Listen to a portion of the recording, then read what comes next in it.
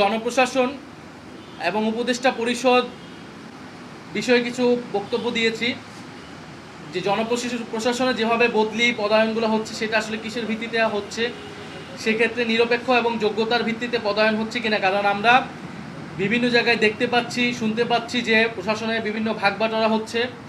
বড় রাজনৈতিক দল হিসেবে যারা পরিচিত তাদের মধ্যে তারা নিজেদের মধ্যে প্রশাসন, এসপিডিসি এগুলো ভাগবাটোয়ারা করছে এবং নির্বাচনের জন্য তারা সেই তালিকা করছে, সরকারকে সেগুলো দিচ্ছে এবং উপদেষ্টা পরিষদের ভিতর থেকেও সেই দলগুলোর সাথে সেই ব্যাপারে সহায়তা করছে।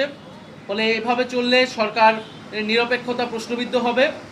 ফলে সরকার যাতে নিরপেক্ষভাবে ফাংশন করে এবং উপদেষ্টা পরিষদে যাদের বিরুদ্ধে এই সংশ্লিষ্টতাগুলো রয়েছে, অদক্ষতা, দুর্নীতি এবং রাজনৈতিক দলীয় পক্ষপাতের, তাদের বিষয়ে যাতে প্রধান উপদেষ্টা সিদ্ধান্ত নেন। ফলে উপদেষ্টা পরিষদ পুনর্গঠন করতে হলে শুধু ছাত্র উপদেষ্টা নয়, অন্য যে উপদেষ্টাগুলো রয়েছে আমরা প্রধান উপদেষ্টার কাছে সেই নামগুলো আমরা বলেছি যে কারা কারা কোন কোন দলের সাথে সংশ্লিষ্টতা রয়েছে বা প্রশাসনের ভাগবাটোয়ারার সাথে জড়িত আছে।